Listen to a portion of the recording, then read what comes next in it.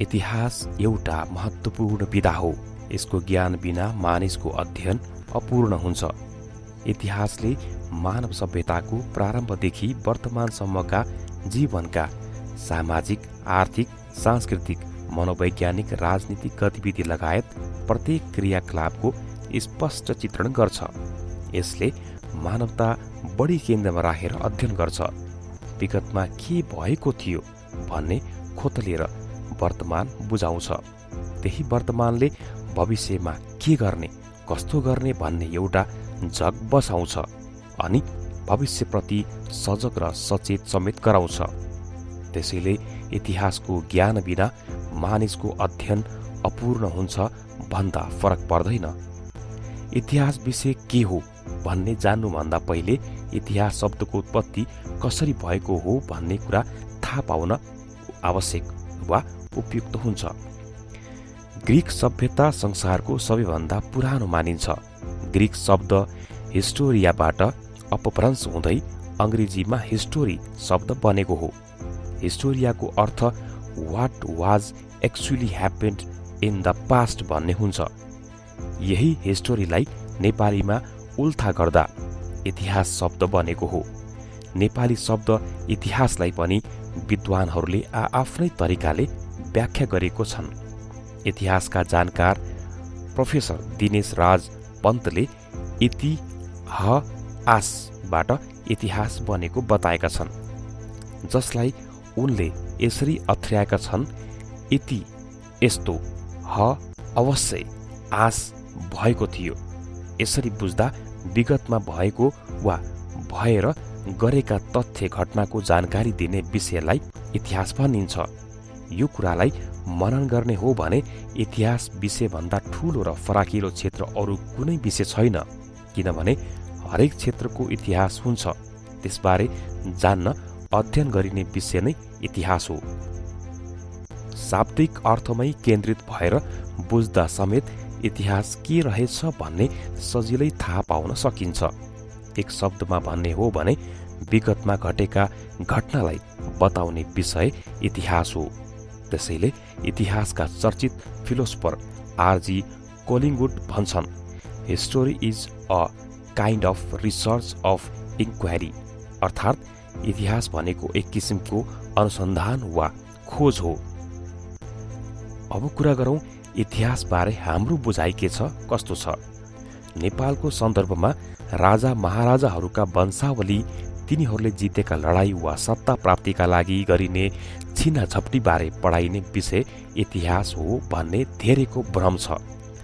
त्रिभुवन विश्वविद्यालय लगायत इतिहास पढाइ हुने सीमित प्राज्ञिक केन्द्रले बदलिदो परिवेश अनुसार पाठ्य पुस्तक परिमार्जन नगर्दा यस्तो भ्रम रहिरहनु स्वाभाविक हो। तर बाहिरी टिप्पणी गरे जस्तो हलुका विषय होइन इतिहास। यो त विषयहरूको पनि विषय हो।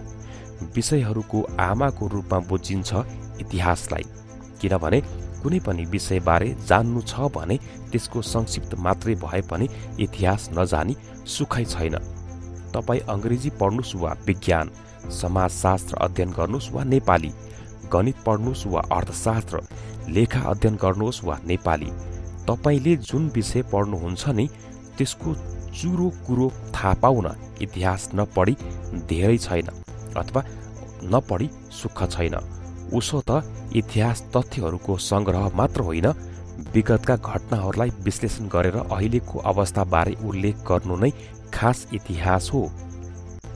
इतिहासले वर्तमानमा कहाँनिर पुगेका छौं, यहाँसम्म हामी कसरी आइपुगेका छौं भनेर महत्त्वपूर्ण जानकारी दिन्छ। यति महत्त्वपूर्ण विषयलाई नेपालमा भने लगभग बेवास्ता गरिँदै आइरहेको छ वा आइएको छ। इतिहास विषयबारे नेपालका आम नागरिक, विद्वान तथा प्राज्ञिक व्यक्तिहरूमा समेत बुझाइ निकै कमजोर रहेको छ। यसको मूल कारण नै इतिहास विषयलाई बेवास्ता गर्नु हो भन्दा फरक पर्दैन। आउनुहोस् कुरा गरौँ अब कि के हो इतिहास भनेर। इतिहास भाटगिरी होइन, चाहे त्यो राजा महाराजाको होस् कि कुनै देशको, राजनीतिक दल वा नेता र व्यक्ति विशेष होस्।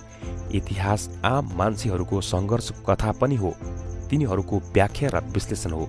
आजको उपलब्धि हात पार्न हिजो को कसले कति योगदान गरे तिनको अथवा तिनको सकारात्मक र नकारात्मक दुवै पाटा हेरेर मूल्याङ्कन गर्नु असली इतिहास हो।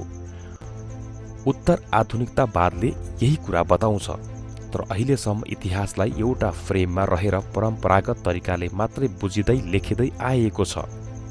हिजो के भयो, कसरी भयो भन्ने बारे उपयुक्त विधि अपनाएर अध्ययन गरेपछि मात्रै हामी बाँचेको जगतमा परिवर्तन सम्भव थियो, छ र हुनेछ भन्ने थाहा हुनुपर्छ।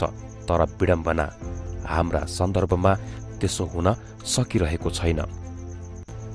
वंशावली तिथिमिथि र घटनाक्रम कण्ठ पारेर तिनका पुनरावृत्त र अपव्याख्याका भरमा मात्रै पनि इतिहास बन्दैन।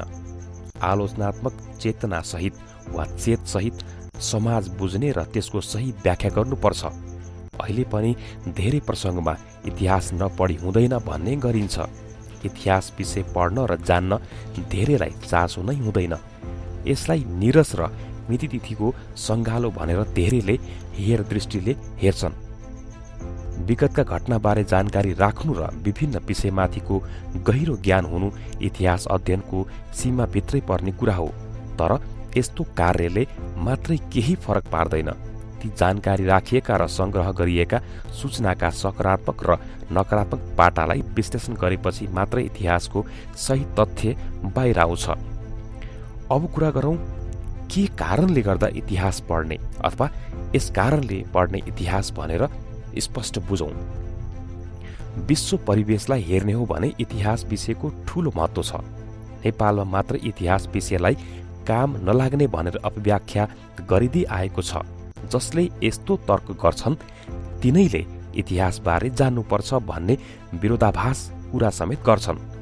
जसले जे भने पनि इतिहास विषयले धेरै जानकारी दिन्छ। इतिहास पढेका र यसका अध्येताहरूसँग शोध गर्ने सिप, कला र क्षमता हुन्छ। सूचनाको स्रोत पत्ता लगाउन र तिनको सही समीक्षा गर्न उनीहरू सिपालु हुन्छन्। सही प्रमाणका आधारमा सत्य तथ्य पत्ता लगाउने र तिनको मूल्याङ्कन गर्ने तरिका पनि उनीहरूले जानेका हुन्छन्। इतिहासका अध्येताहरू लेख्ने र बोल्ने मामिलामा अरूभन्दा अगाडि हुन्छन् भन्ने कुरा सही हो। तर नेपालको सन्दर्भमा यो कुरा पूर्ण रूपमा लागू हुँदैन। नेपालका इतिहासकार, अध्येता र इतिहासका प्राध्यापकहरूको हैसियत कस्तो छ भन्ने जान्न उनीहरूले लेखेका किताब हेरे थाहा लागिहाल्छ। त्यसैले किन पढ्ने इतिहास भन्न बुझ्न जरुरी छ।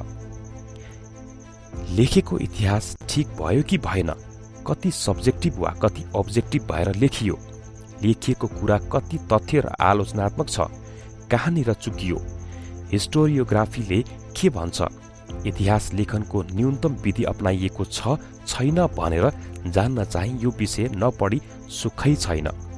इतिहासको विश्वसनीयता कायम राख्न, इतिहास लेखनको विधिबारे जान्न, चाकडी र चाप्लुसी पाराले कसैको देवत्वकरण गर्ने र कसैको राक्षसीकरण गर्ने हुँदैन भन्ने जान्न इतिहास पढ्न जरुरी छ।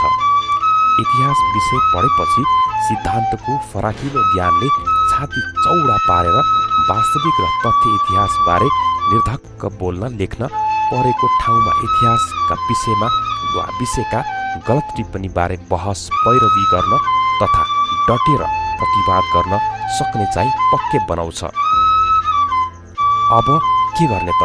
यस्ता कुराहरूको अन्तिममा निचोड के छ त भन्ने कुरामा पछिल्लो समय सत्ताको नजिक पुग्नु, राजनीतिक अवस्था वा त्यसको आस्था आधार शक्ति आर्जन गर्न र विश्वविद्यालयमा नियुक्ति र बढुवा खान इतिहास विषय नपढेका, यसको सैद्धान्तिक ज्ञान नभएकाले इतिहासका नाममा विभिन्न कुरा लेखिरहेका छन्।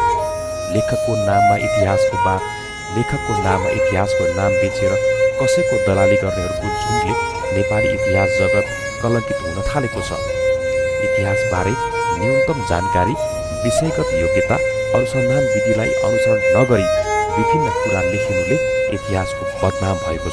त्यसैले इतिहास विषयलाई बचाइराख्न यसबारे प्रशस्त कलम चलाउनुपर्छ। इतिहास पढेका, इतिहासका जानकार प्राध्यापक र अध्येताहरूले यसको प्रतिवाद गर्न जरुरी छ। इतिहास विषय पढ्नलाई त्रिभुवन विश्वविद्यालय केन्द्रीय क्याम्पस, पृथ्वीनारायण क्याम्पस, पोखरा, महेन्द्र बहुमुखी क्याम्पस नेपालगञ्ज र विराटनगरमा विद्यार्थी सङ्ख्या बढेका छन्।